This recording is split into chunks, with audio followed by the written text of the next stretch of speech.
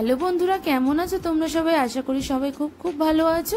সুমিত্রাস জার্নিতে আরও একটি রেসিপি ভিডিওতে তোমাদের অনেক ওয়েলকাম। অনেক দিন হয়ে গেছে আমি তোমাদের সাথে কোনো রকম ব্লগ ভিডিও বা রেসিপি ভিডিও শেয়ার করতে পারছিলাম না। আমার শরীরের কন্ডিশনও ভালো ছিল না, ফোনটারও কিছু প্রবলেম ছিল। তো আজকে যেটা শেয়ার করবো সেটা হচ্ছে দই পটল। দেখো, পটলগুলোকে আমি খুব ভালো করে যে খোসা ছাড়িয়ে দিচ্ছি তা কিন্তু নয়। আর পটলগুলোকে দুপাশ আমি তেরছা করে কেটে নিয়েছি। আর নিয়েছি হচ্ছে কাঁচা লঙ্কা 8 থেকে 10টা, আর এক টুকরো আদাকে আমি খুব ভালো করে ছোট ছোট করে কেটে নিয়েছি, যেহেতু মিক্সিতে দেব। আর নিয়েছি হচ্ছে 2 প্যাকেট কাজু বাদাম, নিয়েছিলাম 2 প্যাকেট পোস্ত, আর নিয়েছিলাম হচ্ছে 4 প্যাকেট মতন চার মগজ আর নিয়েছিলাম হচ্ছে টক দই।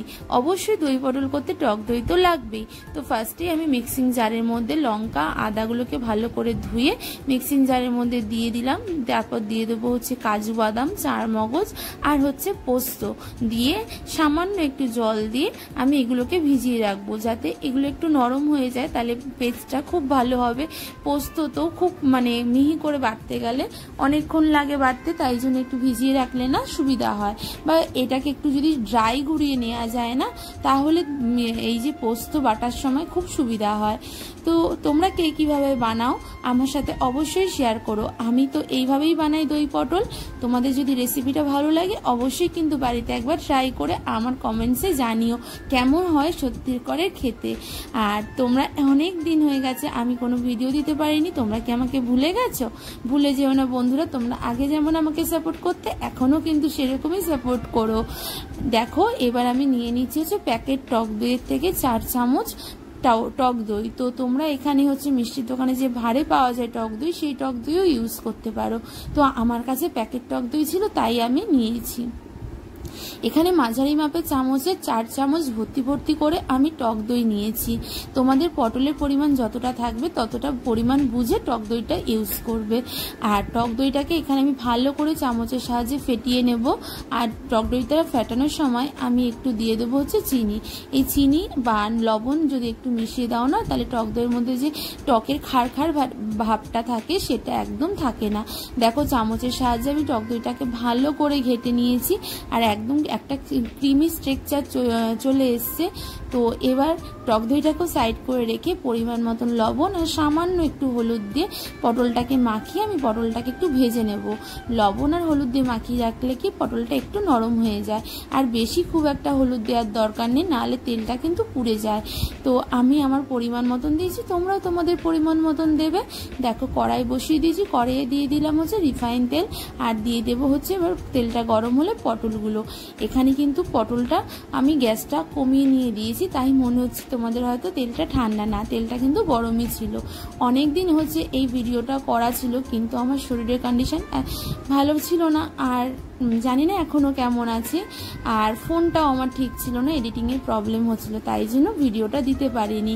তো দেখো, এখানে কাজু বাদাম, পোস্ত, চার মগজ, আদা, কাঁচা লঙ্কা দিয়ে যে পেস্টটা বানিয়ে নিলাম, এর মধ্যে আমি এখানে জিরের গুঁড়ো, ধনের গুঁড়ো একসাথে মেশানো ছিল, দিয়ে দিলাম ভর্তি করে 1 চামচ জিরে গুঁড়ো, ধনের গুঁড়ো, দিয়ে দিলাম স্বাদ অনুযায়ী লবণ, দিয়ে দিলাম পরিমাণ মতন হচ্ছে হলুদ গুঁড়ো, আর দিয়ে দেবো হচ্ছে চিনি। চিনিটা কিন্তু অবশ্যই পরিমাণ মতন দেবে, যেহেতু এখানে টক দই ব্যবহার করা হবে, তো তোমাদের স্বাদ অনুযায়ী দেবে। তো এই যে মশলাগুলো দিয়ে আবার আমি মিক্সির জারটাকে আরেকবার ঘুরিয়ে নেব, তাহলে মশলাটা ভালো করে একদম পেস্ট হয়ে যাবে, সব মশলা মিশে যাবে। দেখো, আমার মেশানো হয়ে গেছে, কত সুন্দর একটা ক্রিমি টেক্সচার চলে এসছে। আর এদিকে দেখো, আমার পটলগুলোও কিন্তু ভাজা হয়ে গেছে। আর অবশ্যই কে কোথা থেকে আমার ভিডিওটা দেখছো কমেন্টসে জানাতে কিন্তু ভুলো না। তোমাদের কমেন্টস, তোমাদের ভালোবাসা আমাকে নতুন নতুন ভিডিও করতে ইন্সপায়ার করে। অনেক দিন হয়ে গেছে আমি ভিডিও থেকে দূরে সরে চলে গেছিলাম। তোমরা যদি আমার পাশে না থাকো এখন, তাহলে আমি আবার কি করে ফিরবো বলো? আগের মতন সাপোর্ট তোমাদের চাই। তো কড়াইয়ে ছিল সামান্য রিফাইন তেল, তার মধ্যে দিয়ে দিলাম সর্ষের তেল। তেলটা গরম হয়ে গেলে দিয়ে দিলাম ফোড়নে হচ্ছে কালো জিরে, আর দিলাম হচ্ছে গোটা গরম মশলা। গোটা গরম মশলার মধ্যে ছিল দারচিনি, এলাচ, লবঙ্গ আর একটা বড় এলাচ। এবার এলাচের এই ফোড়নটাকে ভালো করে নাড়াচাড়া করে দিয়ে দিলাম হচ্ছে 2টো তেজপাতা 4 টুকরো করে। তো তেজপাতাটা দেওয়ার পরে আর একটু ফোড়নে দিয়ে দেবো হচ্ছে একটা শুকনো লঙ্কা। এবার ফোড়নগুলোকে ভালো করে নাড়াচাড়া করে বেশ সুন্দর যখন গন্ধটা বেরোবে তারপরে আমি যে কাজু বাদাম, চারমগজ, পোস্ত, কাঁচা লঙ্কা, আদা, জিরের গুঁড়ো, ধনের গুঁড়ো, হলুদ গুঁড়ো, লঙ্কার গুঁড়ো, লবণ, লঙ্কার গুঁড়ো নয়, মিষ্টি দিয়ে ভালো করে যে পেস্টটা বানিয়ে রেখেছিলাম সেটা দিয়ে দিলাম। এখানে কিন্তু কন্টিনিউস খুন্তি নাড়তে হবে, যেহেতু কাজু রয়েছে নিচে লেগে যাওয়ার একটা চান্স থাকে। তো আমি ভালো করে ভাজা ভাজা করে নেব মশলাটা, এখানে ভালো করে কষিয়ে নেব যাতে কোনো কাঁচা গন্ধ না ছাড়ে। দেখো মশলাটা খুব ভালো করে ভাজা হয়ে গেছে আর তেলটাও ছেড়ে দিয়েছে। এরপর আমি দিয়ে দিলাম হচ্ছে আগে থেকে ঘুটে রাখা হচ্ছে টক দইটা। তো টক দইটা দিয়ে কিন্তু সঙ্গে সঙ্গে খুন্তি নাড়তে হবে, নাহলে টক দইটা কেটে যাওয়ার চান্স রয়েছে। তো খুব ভালো করে টক দইটা দিয়েও আবার আমি নাড়তে থাকবো। দেখো রান্না যত কষানো হবে, আমি সব সময় বলি তত রান্নার টেস্ট হয়। কিন্তু দেখেছো টক দইটার থেকেও কি সুন্দর তেল ছেড়েছে। আর কটা গোটা কাঁচা লঙ্কাও আমি দিয়ে দিলাম, কারণ কাঁচা লঙ্কাগুলো একদমই ঝাল ছিল না, তাই জন্য গোটা কাঁচা লঙ্কা দিলাম। আর দেখবি রান্নায় না গোটা কাঁচা লঙ্কার স্বাদটাই আলাদা। তো টক দই দিয়ে ভালো করে কষানো হয়ে গেলে, তেল ছেড়ে গেলে, তারপর আমি আগে থেকে ভেজে রাখা যে পটলগুলো ছিল সেইগুলোকে আমি দিয়ে দিলাম। দিয়ে ভালো করে হালকা হাতে নাড়াচাড়া করে দেবে, বেশি জোর দিয়ে নাড়লে কিন্তু পটলগুলো যেহেতু একটু কাটা কাটা রয়েছে ভেঙে যেতে পারে। তো হালকা হাতে আমি নাড়াচাড়া করে ওকে এর মধ্যে একটু দেব কালারের জন্য কাশ্মীরি রেড চিলি পাউডার। আমি কিন্তু এখানে কোনো ঝাল লঙ্কার গুঁড়ো ব্যবহার করিনি, শুধুমাত্র কালারের জন্য একটুখানি কাশ্মীরি রেড চিলি পাউডার ব্যবহার করেছি। তোমরা চাইলে এই কাশ্মীরি রেড চিলি পাউডারটা স্কিপ করেও যেতে পারো। তো এবার ভালো করে কষিয়ে নেব।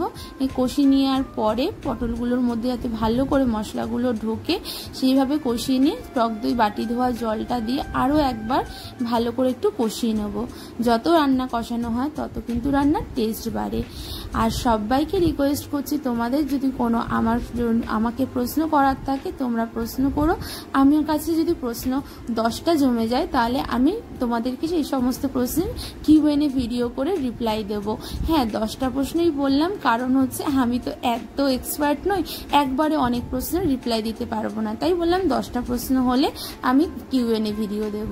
তো দেখো পটলটা ভালো করে কষে যাওয়ার পরে আমি পরিমাণ মতন জল দিয়ে দিলাম। যে যতটা ঝোল রাখতে চাও, গ্রেভি রাখতে চাও, ততটাই কিন্তু ঝোল দেবে, আমিও ততটাই দিয়েছি। এই দই পটলটা কিন্তু রুটি, পরোটা, লুচি বা ফ্রাইড রাইসের সাথে সাইড ডিশ বা নিরামিষের দিনে ভাতের সাথে দই পটল কিন্তু জাস্ট ওয়াও। আর রান্নাটা দেখতে যতটা সুন্দর হয়েছিল, খেতে ঠিক ততটাই সুন্দর হয়েছিল। নিজের রান্না বলে বলছি না, এই ঠিক এই সেম প্রসেসে তোমরা বাড়িতে বানিয়ে দেখো একদম খেতে কিন্তু একই রকম হবে। আর অবশ্যই তখন আমাকে বলবে দিদি ঠিকই বলেছিলে।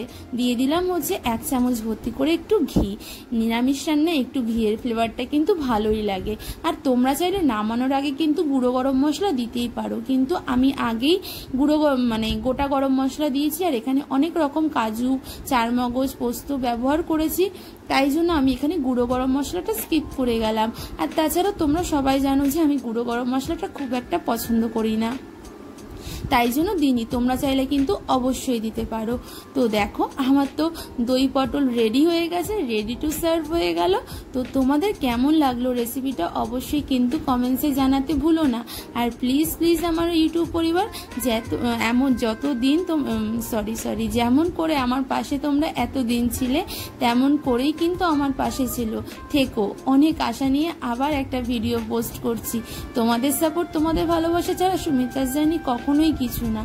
অনেকেই হয়তো আমাকে ভুল বোঝে, কিন্তু তোমাদেরকে সবাইকে বলবো একটু আমাকে বুঝো। আমি অনেক প্রবলেমের মধ্যে থাকি, সেটা আমার ডিপ্রেশনটাই আমার মেন প্রবলেম, যেটার জন্য আমি কিছুই করতে পারি না ঠিক মতন করে।